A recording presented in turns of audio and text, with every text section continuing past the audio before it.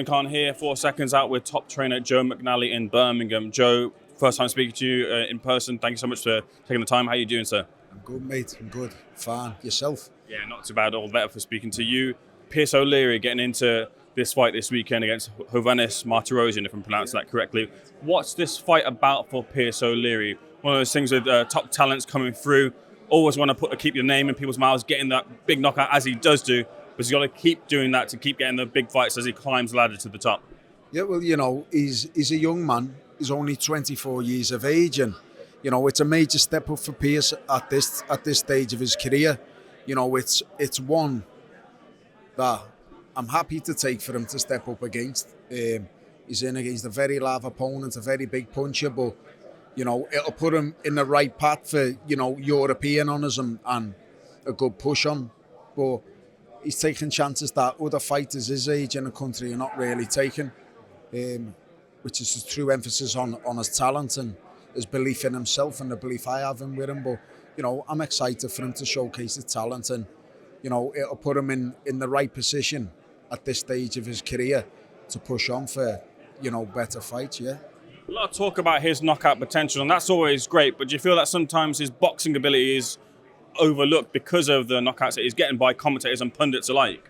Yeah, it's his main asset. Was obviously being a fan of Piers before teaming up with him and coaching him. He has got that punch, but his knockout punches comes off the setups and his IQ, his timing, his boxing ability.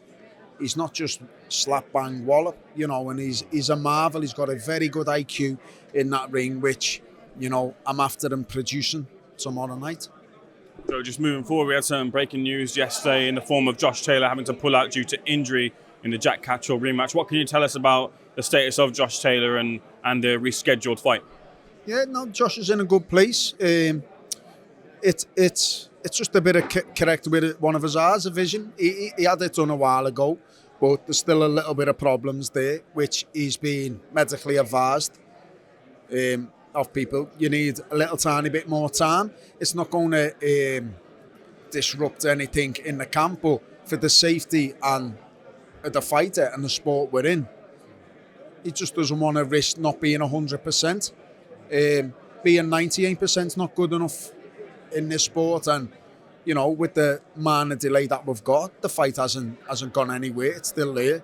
The two of them are going to get it on, yeah, but he's in a fantastic place. It's just obviously unfortunately for the fans that have bought the tickets and travelling, but obviously if they don't want to go the rescheduled date, they'll get the money back, but if not, they still get treated to a magnificent fight, yeah. I was saying to Josh in the lead-up, because I know he had that plantar fasciitis issue, and I'm a Watford fan. We had Alman Abdi, who was a footballer who kept being in and out of the side because he had a recurrence of that issue. It wasn't a recurrence of that issue that's led him to pull out of this fight, was it? No. It's just it's just one of them things. He's had a little minor procedure done, and we're just after it being 100%, and that's basically it. It's not a major. That's simple. Yeah, he'd be fine. Yeah. So moving forward to another one of your charges, that being Liam Smith. What's the latest with him in terms of getting a fight out there? Obviously, he was devastated after the Eubank Jr. defeat, but people want to see him back in action because he's a big fighter and always provides entertainment. What can you say about the options that are on the table for him? I haven't spoke to Liam or his management about options yet. He's still suffering with his back as we speak, and that's another priority. He's getting on a little bit with his age, Liam, and he needs to really think about his next move. But look, the logic says it's not getting talked about because the last fight with Chris, but Liam was 100% for the first fight, and it wasn't no fluke. He took Chris to school, and he turned up a shell of himself in the second one. He shouldn't have took the fight. He'd been very vocal about it, but he did, and what happened. But it's 1-1.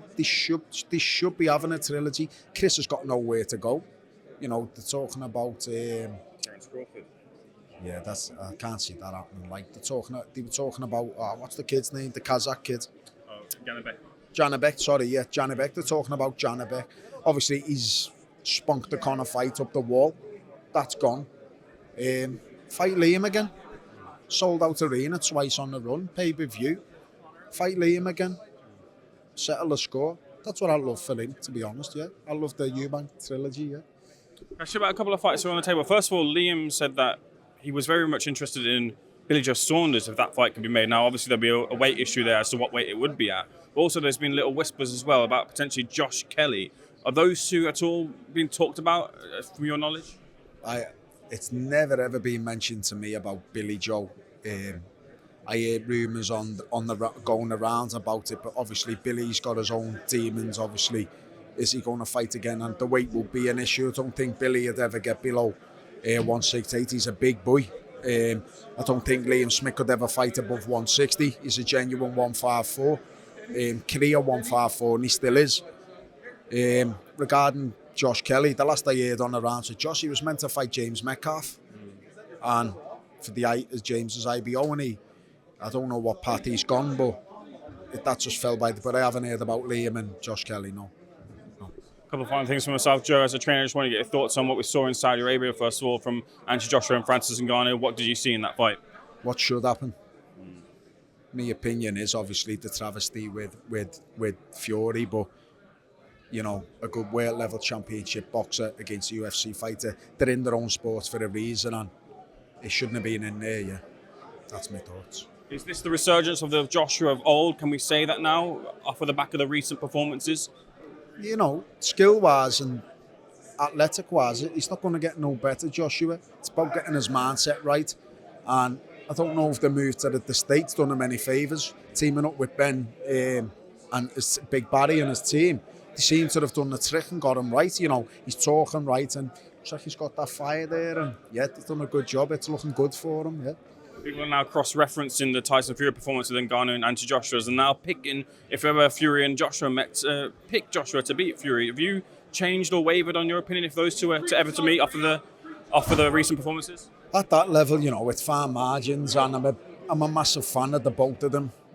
Obviously, a lot of strategy and your camp comes into play, but yeah, I just think it'd be a magnificent fight. I'd love to see the two of them get it on and make the best man win. So lastly, Joe Parker versus Zhang. Fantastic for Joe to keep getting those victories against Zhang. He had to climb off the canvas twice as well too. Talk me through that one. I just thought Joe, you know, look at the resurgence of his career and being devastatingly stopped off Joe Joyce.